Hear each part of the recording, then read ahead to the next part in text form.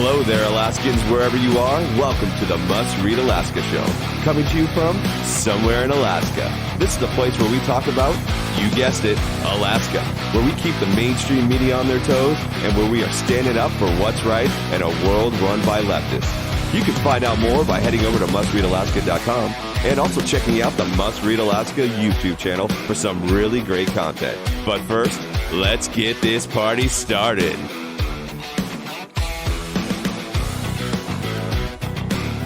What's good, Alaska? This is Scott Levesque, and you're listening to the Midweek Edition of the Must Read Alaska podcast. So I want to welcome everybody. Thank you for joining me early this morning on a Thursday. I'm very excited to be here with you, and we've got a lot to break down. But before we get into any of that, let's just take a moment, and if you could, give us a 5-star review. It really helps with people searching for the podcast, people searching keywords for the podcast. It's just a massive help. If you could do that, that would be phenomenal. And again, if you want to take it just one step further, you can leave us a written review. We love hearing from our listeners. We really appreciate it. It's been an incredibly positive feedback from you guys, and we do appreciate hearing from you. So if you could just take a minute before you continue on with this podcast and give us a 5-star review and possibly a written review, that would be phenomenal. Well, we are in it right now. We're in the midst of receiving and voting for the mayor of Anchorage. That is happening as we currently speak. I have already received my ballot, filled it out, and returned it. So again, before we move any further, I cannot tell you how important it is. If you want change in Anchorage, you need to vote. I don't care if you stop after this little lecture here, but you need to vote. Now is not the time to hold yourself to principles about how many candidates or the fact that there may be a runoff or the fact that there are too many liberal or conservative candidates. It does not matter. At this point, you need to vote and let the chips fall where they may. And if we do have a runoff, then vote again. This is something that I know, statistically speaking, conservatives have been terrible at. They vote once, and if there's a runoff, they do not vote the second time. I am telling you, doing that would be disastrous. By all means, right now, statistically speaking, it looks like it'll probably be Forrest Dunbar and Dave Bronson in a runoff. Regardless, it's important that if that happens, or if any other candidates, you could swap anybody in and out, end up being a part of that runoff, it is important that you vote a second time. I am telling you, it is beyond imperative that you do that. Well, let's get into some of this. Listen, if you haven't listened to the Monday edition or the Monday/Tuesday, because it goes in Monday afternoon and most people download it on Tuesday morning, Suzanne Downing had Russell Biggs on, and Russell is the co-founder of Recall Rivera and I believe Reclaim Midtown. He's also a part of that group as well. A fascinating listen when it comes to what's going on in that recall effort. And one of the things I want to make people very clear of is how the recall effort got through and why that was such a big deal. If you remember back to AO66, and again, that's the purchasing of what we're calling the hotels, but different real estate around and specifically in Midtown for the homeless, drug addicts, individuals who are who need a variety of different services that now the city, the municipality, was going to take on as part of their portfolio as caretakers of the city. I'm not quite sure. Now, during that time, the actual assembly chambers were closed. And while they were closed, the law is that you couldn't have a specific number of people above, I don't know if it was 16 or 15. It was something in there. And so during the deliberations for AO66, that quote law was in effect. And so nobody from the public was allowed to give public testimony. Well, except for one individual, Mike Abbott, who is the executive director of the Alaska Mental Health Trust. Now, this is not a problem for Mike. Mike was invited to come in to give expert testimony. The problem is that when Mike entered that chamber, it violated the emergency order from Berkowitz, which technically broke the law. And when confronted with this, by Assemblywoman Jamie Allard. It was completely ignored by Rivera. And again, Abbott just continued on with his testimony. The problem is this. Listen, this is a classic example of do as I say, not as I do. Okay? And that has been the mantra of this assembly for most of at least my years here. Since the assembly really took a turn towards the left side of politics, it's been do as I say, not as I do. And that's been a continual theme throughout the assembly's tenure. And the problem with that is this. The problem with that is you get stuff like this that happens. There's nobody to blame for this, for the recall for Rivera, except for himself. When asked and presented with the fact that this was a violation of the emergency order, Rivera, and again, if you remember this, it was sort of very dismissive by Rivera. Yeah, whatever. This is, it was brushed off as no big deal. Well, that was the precipice of why this recall effort was actually able to go through. Because it was a violation of the emergency order, and by extension, the law. So here we go. And throughout this process, the Recall Rivera process, there has been a lot of accusations flying from the Keep Rivera side that have been just absolutely preposterous. From science, from trying to make this an LGBTQ issue instead of what it really was, which is a policy issue, and the fact that there was a complete and utter dismissal of law and emergency order. So when we look back at this, regardless of the outcome, keep in mind, is I always ask this, is this a moment where individuals and policy and party look at this as a warning sign, or do they look at this as just a stumbling block? And that's where we're at right now with Rivera. Does he recognize this as a warning sign, like, hey, I need to shape it up. Can't just be doing whatever I want. Can't be telling people to do things. Can't be telling people these are our emergency orders. Can't be enforcing these emergency orders with, I forgot what they're called, code enforcers. But at the same time, violating them publicly, even when confronted by a peer about it and dismissing it. It's amazing. Again, it is just absolutely amazing when you look at this from a surface level view, how much this is, or at least the recall effort can be placed at the feet of the person who's being recalled.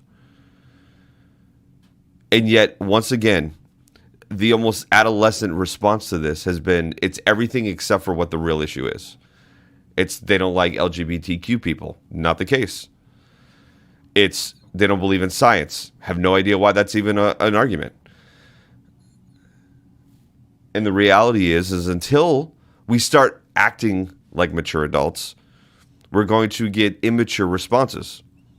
And that's just the case. And it's too bad because, once again, this could have been, Rivera could have easily just said, you know what, you're right. We need one person to leave, or we can't have this expert testimony. He could have done he had options. Let's just put that. He had options and chose, in what I would consider arrogance, to just say, nah, I'm good. We're going to do what I want. I'm the chair here. And that's what it feels like. Whether or not that was the intent, I don't know. But the actual violation by him is on him. It's not on Jamie Allard. It's not on Save Anchorage. It's not on any of that. It's on Felix Rivera.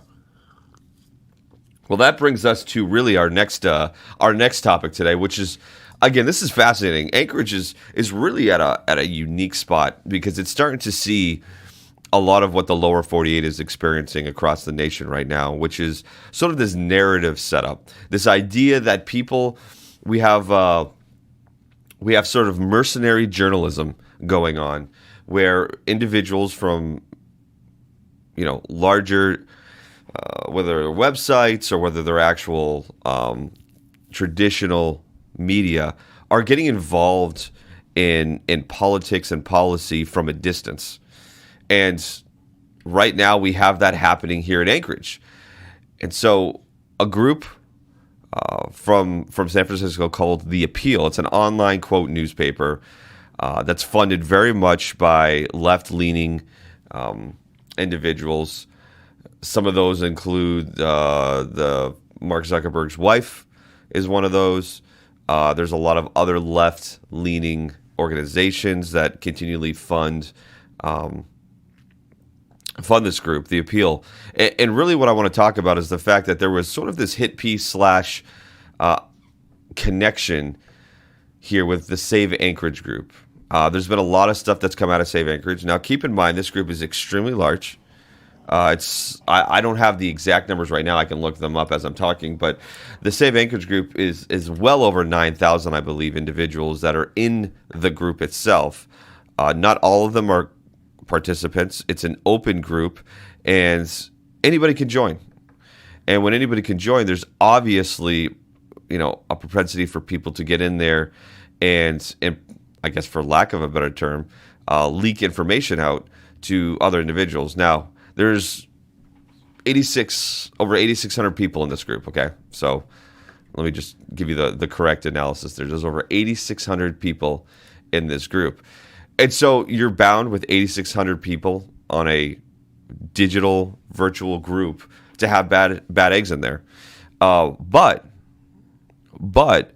what we're seeing now is that Save Anchorage is being politicized by the left, and specifically Forrest Dunbar, to show a correlation between this group and Dave Bronson, to show a correlation between this group and Mike Robbins, and to paint this group as a right-wing nutjob group that their only focus is providing radical and extreme right-wing solutions. Again, it's a narrative setup here.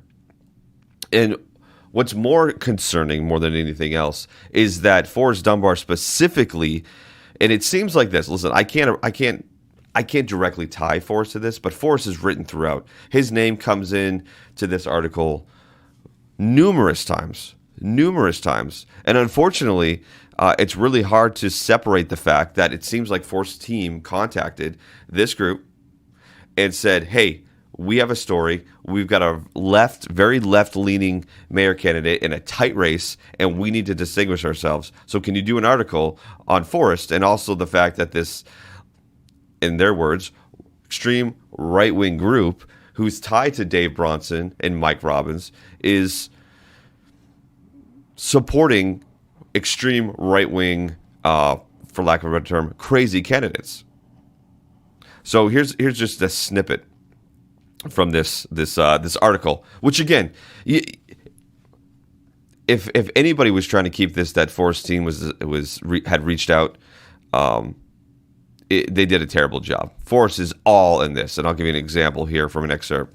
A reporter from the Appeal in San Francisco interviewed Dunbar and characterized him as worried about Save Anchorage, which organized last year after a series of radical decisions to shut down the city's businesses, purchase hotels for vagrants, and ban a practice called conversion therapy, in quotes. Save Anchorage was a constant presence at protests during the summer, fall, and winter at assembly meetings as members tried to save the city's economy. Not too bad, right? The problem is that actually wasn't an excerpt. That was Suzanne Downing who wrote the story. So here's one. Here's an actual excerpt, and this is just one line. At the same time that Anchorage's fringe right-wing groups have been organizing, the city's Democratic Party have been falling apart, wrote the Appeal. So there's this, listen, when these left-wing outlets, right, there is a strata, there is a layered system to this writing. On the outside, the appeal is this. Forrest, who's all through this, is very concerned. So there's an empathy appeal to this candidate. Also, there's a lens that's being portrayed here that Save Anchorage is a left-wing nut radical group who has, again, only certain specific agendas in mind, right? Only certain specific agendas. Not the fact that they're trying to save the economy and that they have legitimate gripes about the way that policy and politics and the assembly and the emergency orders and the whether it was the previous Berkowitz or acting mayor administration has been handling things. No. They're just right-wing nut jobs. Of course, that makes sense. Always. But there's a certain level of strata here. Yes, the main objective is to paint Save Anchorage. And then underneath that, Dave Bronson and Mike Robbins as one and the same. To try to make them look like they are angry about helping homeless, that they're trying to impose conversion therapy in quotes here, that they're angry at the wrong people, all this. And then you add on top of that local press, like the Anchorage, a lot of these local press here in Anchorage, whether they're blogs or whatnot. I'm not going to mention them. They don't deserve to be mentioned. But they're also a part of this as well, pushing this narrative. It's a coordinated effort. I'll give it to the left. They will compromise their own goals for the goals of the greater good of the party, if you will, which has always been my gripe at some level with conservatives. Conservatives they are free-thinking, independent people. The problem with that is that then you get a bit of a mess because everybody believes their idea is the right one, whereas on the left, man, they will follow lock and step, and the coordination and the effort in doing so is pretty incredible. So you have local blogs, you have national, well-funded, left-leaning online outlets providing a narrative. And now you have Forrest sort of as the darling child in the middle of this, looking at it as the narrative in this one is that, hey, he's the savior. He's the guy that's for the job. He's the guy for the job. Economics, the issues of economics and shutting down the economy of the city, that's not on Forrest. The fact that we have people who are angry because of policy, that's not on Forrest. The fact that people feel like that the assembly, and by extension there, the current administration, is diving head deep into personal liberty and freedom within the home and within raising your kids, that's not on Forrest. Forrest Dunbar had nothing to do with that. The problem is that Forrest Dunbar has everything to do with that. He's been on the Assembly. He's been there. He's voted. He's tried to pass the most liberal legislation and tried to impose policy that directly impacts an individual family. He's tried to impose policy that rips parental freedom and the ability to raise their kids as they see fit. And I'm telling you right now, I'm the one that can attest to that. I've called the Assembly. I've provided testimony. I believe what the Assembly has tried to do has been very detrimental to the family. So but if you read the appeal or you read other local blogs, you would not even know that. You would see that it's actually the residents and the citizens of Anchorage that are the problem. It's not Forrest Dunbar. It's us. It's the people. It's Save Anchorage. It's Recall Rivera. It's Reclaim Midtown. It's Reclaim Anchorage. It's Reclaim Alaska. It's whatever is out there. They're the problem. And you know why they're the problem? They're the problem because they're the resistance to that. They're the resistance to left-wing ideology. They're the resistance and the stumbling block for Forrest to get his very left-leaning agenda out there. They are the resistance to that. And whenever there's resistance, it's demonized. And that's what's happening right now. And now it's a coordinated effort.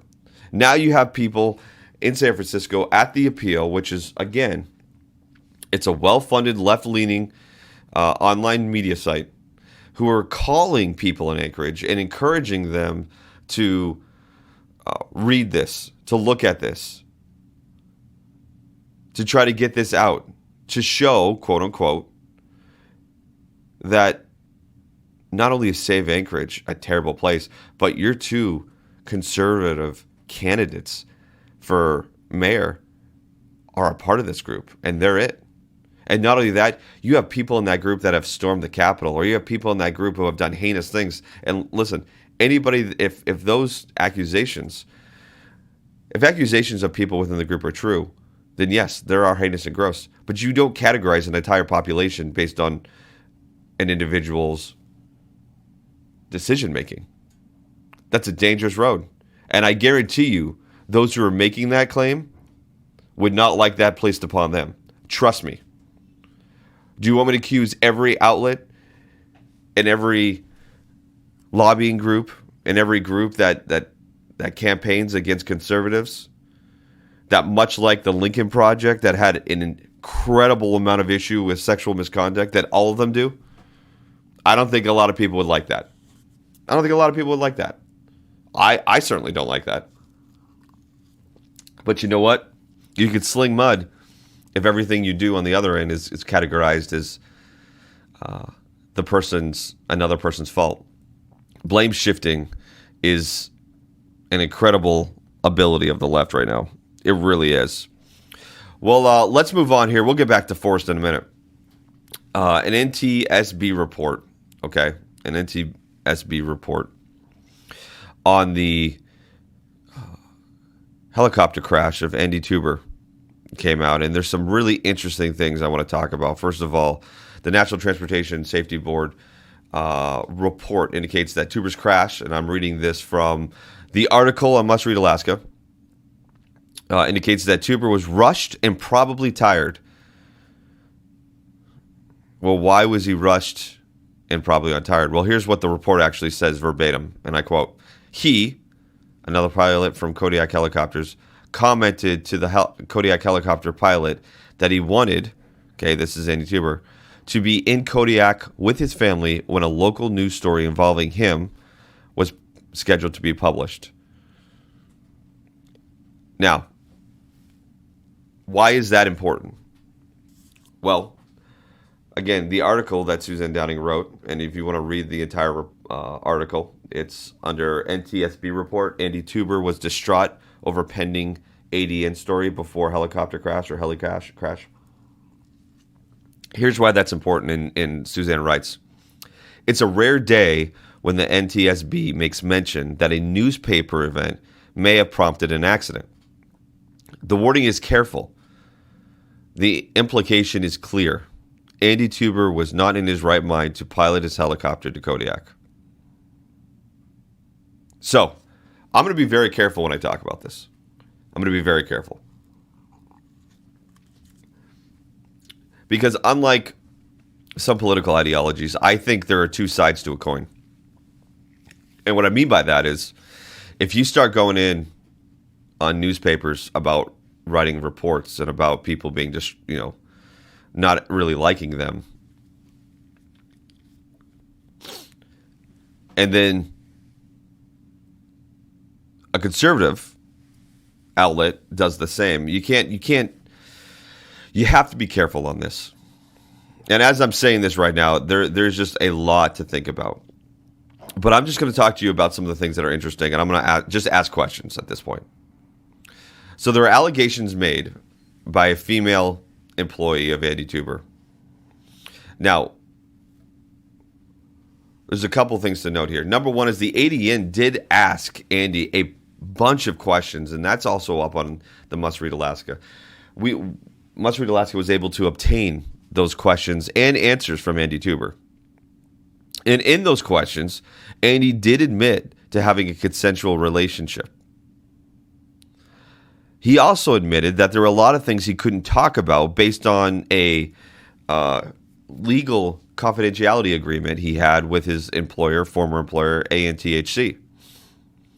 Now, the problem with that is that legally he's bound to not say a word on certain subjects.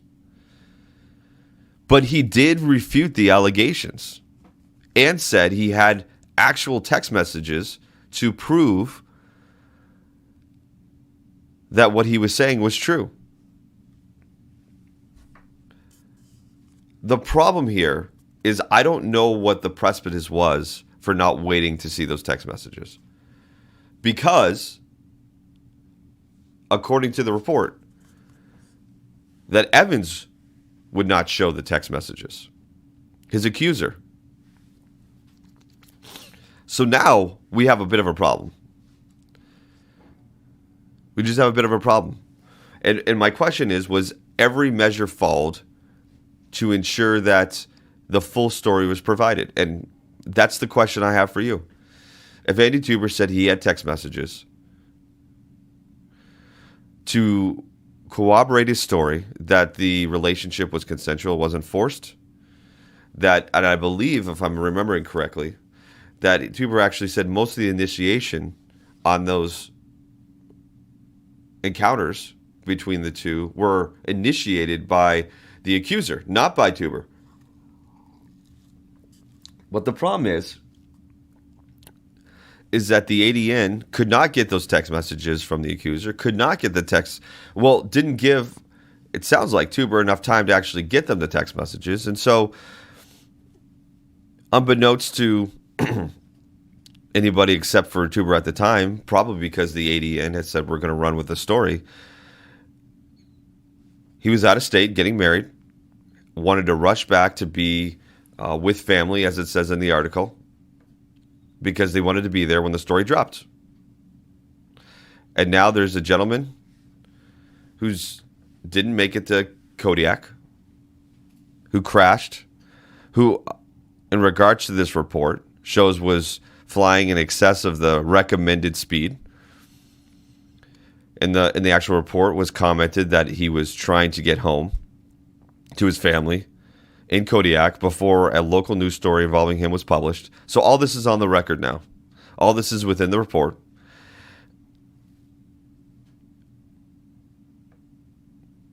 And here's the other thing. And here's why I'm taking forever. I'm really trying to be careful here. But here we go. Some other interesting things. And this is from Suzanne's article here. Even the Anchorage Daily News story on the NTSB report indicates that the rush to print their story was a possible contributing factor to Teuber's death. That's a big claim. That is a very big claim for an NTSB report to actually put out there. Quote, the helicopter company pilot told investigators that Teuber said he was trying to fly from Merrill Field in Anchorage to Kodiak to be with family, the report said. The ADN reported. Quote, the story published later that day by the Anchorage Daily News and ProPublica detailed allegations of harassment and sexual misconduct made in a February 23 resignation letter to ANTHC board from a former assistant, including accusations he, this is Teuber, unrelentingly coerced, forced, and required sex of her, the newspaper reported. And again, Teuber disputed those claims, and I believe in the previous article written on Must Read Alaska, he even said that a lot of those encounters were initiated by the accuser. So now where do we go from here? You know, it almost feels like news cycles happen so quickly that we forget about things and not a lot of questions are asked. And now, you know, a family is left heartbroken. There's still questions to remain as to what really happened within that relationship, who's telling the truth, who's not, and I don't know if we're going to get answers from that. But the NTSB report has a lot of interesting facts that have been officially put into record. So we'll see where that goes from there. But again, a tragic story. Unfortunately, I don't know if we're going to get any answers or any truth out of what truly happened. And anytime an allegation like that is brought forth, you need to take it seriously. And now you have an individual who has passed away, is not able to share their side of the story. You have a woman who has allegations of being forced to do things and coerced that, if true, are absolutely disgusting. And so you just have this real issue now of just a lot of questions left unanswered. And now you have this report that details out pretty clearly that Teuber was flying home what appeared to be tired and emotionally distraught because, and again, it's directly linked to a article that was going to be published by the Anchorage Daily News. So I don't know what's going to happen to that, but man, what a terrible story all around, and hopefully we get some clarity down the road for both sides, because that is just again, it's just an unfortunate and really sad story and tragedy, really, more than anything else.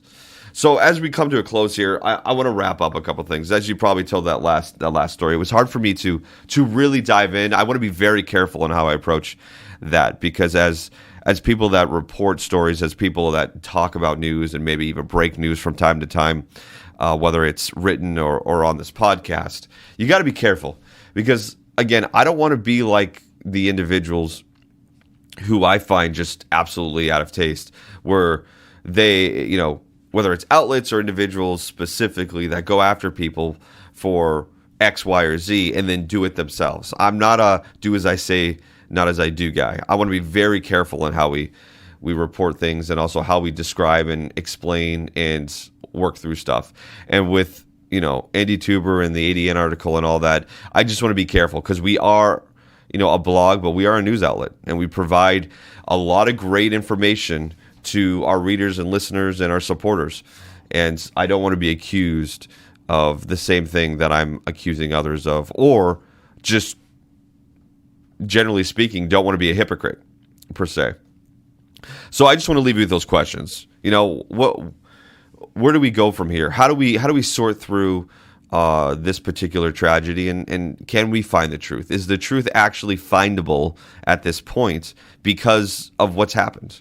And yeah, that's just, a really tough thing and really difficult questions to move forward, because all around there's just a lot of tragedy that has occurred in this one particular incident and story. So as we close, let's just talk about this. There has been a real push, as we talked about, by the Dunbar campaign on a lot of fronts.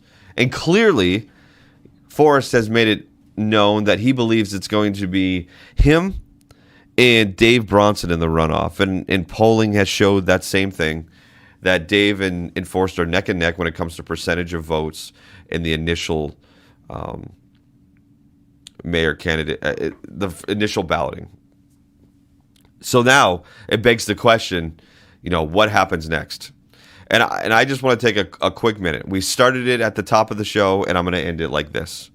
I'm imploring everybody that if there is a runoff and that there is an opportunity to vote again, to vote, and specifically I'm talking to conservatives, because statistically the drop in voting for a runoff is massive. It's huge. And remember, it's a percentage of the vote that dictates mayor. It's not total vote. So, listen, I'm imploring every person out there that voted the first time around to vote again, and to vote, and vote. Do not stop. I cannot tell you enough how important this is going to be long term, because if you do not, there is going to be major ramifications for that. So I'm imploring everybody, if you voted this week or are going to vote before the deadline in April, and there is a runoff, vote again. Do not dismiss it. Do not say this doesn't work. Do not say X, Y, and Z. It doesn't matter. Your vote does matter. And if you want to see Anchorage changed, if you do not like the direction Anchorage is going, and if you want to see Anchorage changed, turned around, policies that you agree with, do not stop voting. It's not over. It's not over until it's over. And that means you have to vote. So again, I know that I've said it at the top of the show, and I'll say it again. Vote, vote, vote. Do not stop until a candidate is elected. Well, that's it for me this week. Listen, thank you for joining me. Make sure you check us out on mustreadalaska.com. And if you want to support what we do, go to mustreadalaska.com and go to the top right to the donate side and donate to Must Read Alaska. It helps us continue putting out great content. I want to thank Suzanne Downing and John Quick, incredible people to work with. And if you want to find us on any kind of platform, whether it's Facebook, Twitter, YouTube, Rumble, MeWe, Parler, you can find us all on those platforms, and it's usually under the same handle, which is Must Read Alaska, all one word. Go check us out. You'll find great content, video content, the works.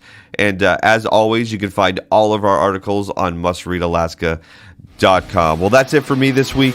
Until next week, we'll see you then.